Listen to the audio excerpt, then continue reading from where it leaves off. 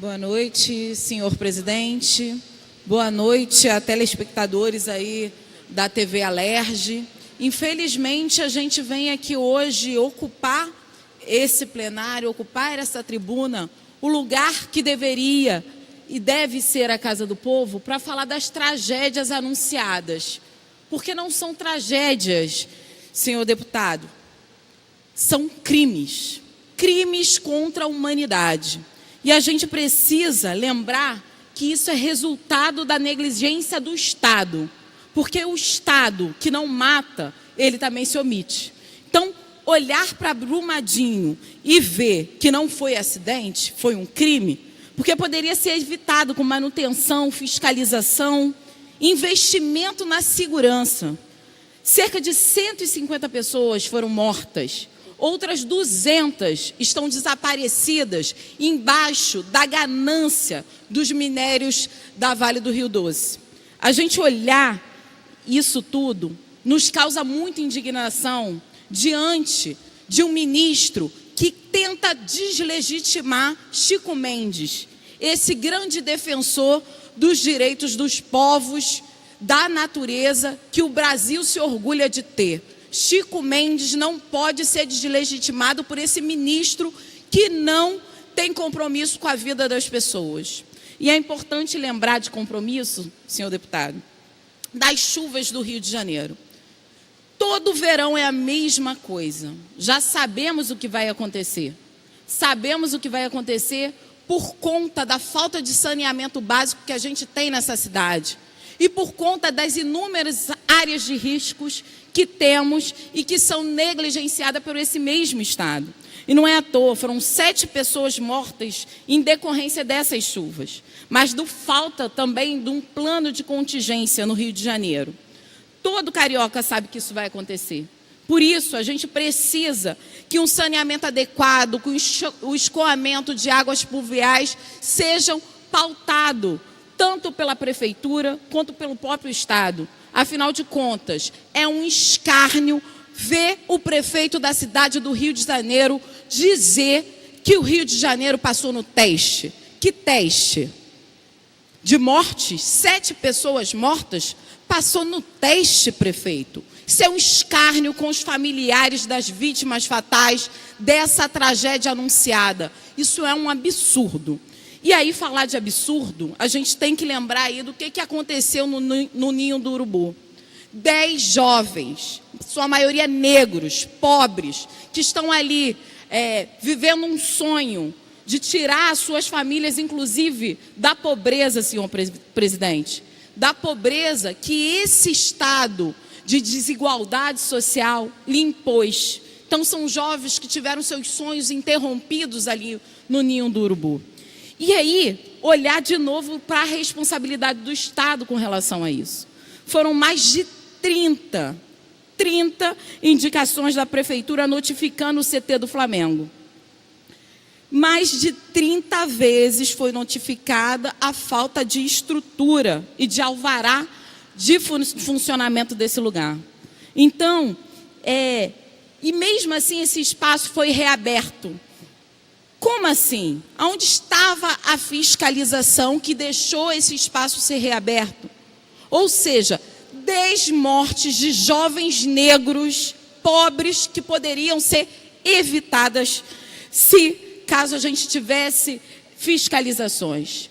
E aí é bom lembrar que esses contêineres, onde esses meninos foram incinerados, executados, são os mesmos contêineres utilizados hoje nas UPAs, nas UPPs, em escolas e em universidades.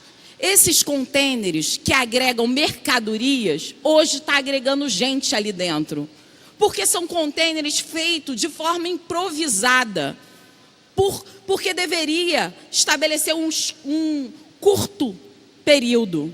Mas são edificações que acabam se tornando permanentes. Então, o provisório, senhor presidente, se torna permanente dentro da estrutura desse Estado, seja nos órgãos públicos, afinal de contas, são as UPPs, as UPAs, as escolas, as universidades que estão sendo construídas com essa estrutura de contêiner. a gente tem que lembrar que não somos mercadorias e que o lucro não pode estar acima da vida. E é isso que se faz quando colocam as pessoas em contêineres. Cria-se toda uma estrutura de fumaça tóxica que ali não tem qualquer possibilidade de sobrevivência. Então, isso de novo é a negligência do Estado. E aí, falar de negligência do Estado, a gente tem que falar da chacina do Falé e do Fogueteiro. Essa chacina, porque assim, a gente tem que dar nome correto ao que aconteceu na sexta-feira. Foram 13 pessoas assassinadas e isso precisa de investigação imediata. Ou a gente olha para isso, a gente vai achar que a ação policial pode ser inviabilizar a vida das pessoas dentro de operações policiais dentro de uma favela como Falé. Então precisa ser investigado, porque a legitimidade da polícia decorre da sua observância da lei. Isso a gente não pode deixar de fazer. E é importante que lembrar que uma polícia que mata fora dos limites estabelecidos pelas leis desse país trai o Estado do direito. É a própria razão de ser de uma polícia que é cumprir as leis e eles mesmos cumprirem as leis. Não pode pairar dúvidas sobre a atuação policial.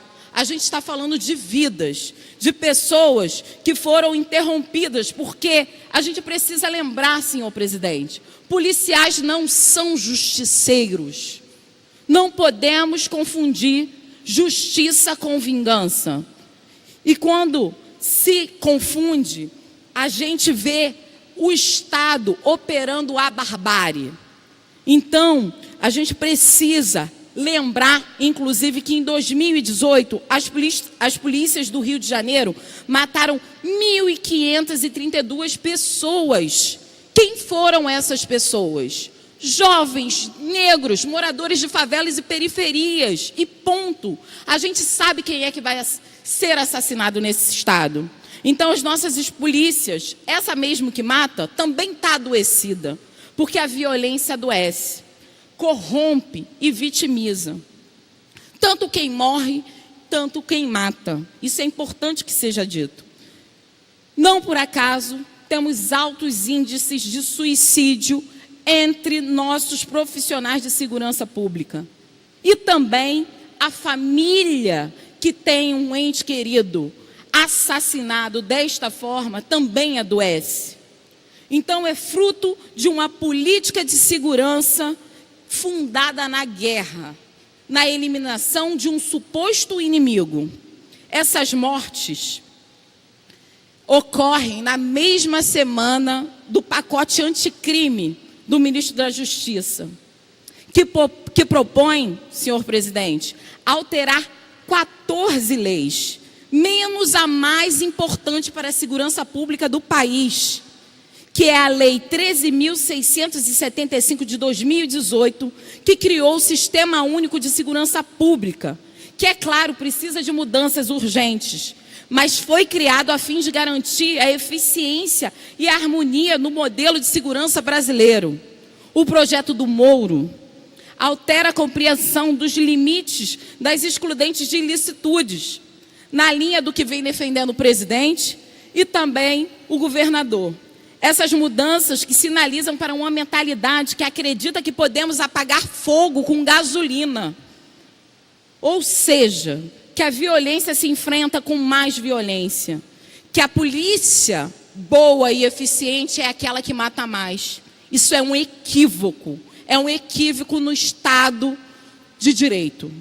E aí lembrar que se o ministro da Justiça e o governador Witzel não tratarem de apresentar ao país e ao nosso Estado uma política pública de segurança construída a partir de evidências, de dados, de estudos, de um plano consistente de redução dos indicadores de violência e criminalidade, sobretudo as mortes violentas e intencionais, ambos passarão a ter as mãos sujas de sangue. É disso que a gente está falando. como consequência dessa irracionalidade e a falta de compromisso com a vida. Senhor presidente, eu encerro aqui trazendo de novo para que essa casa possa denominar e nominar o que realmente aconteceu no Falé Fogueteiro. Foi uma chacina que precisa ser investigada.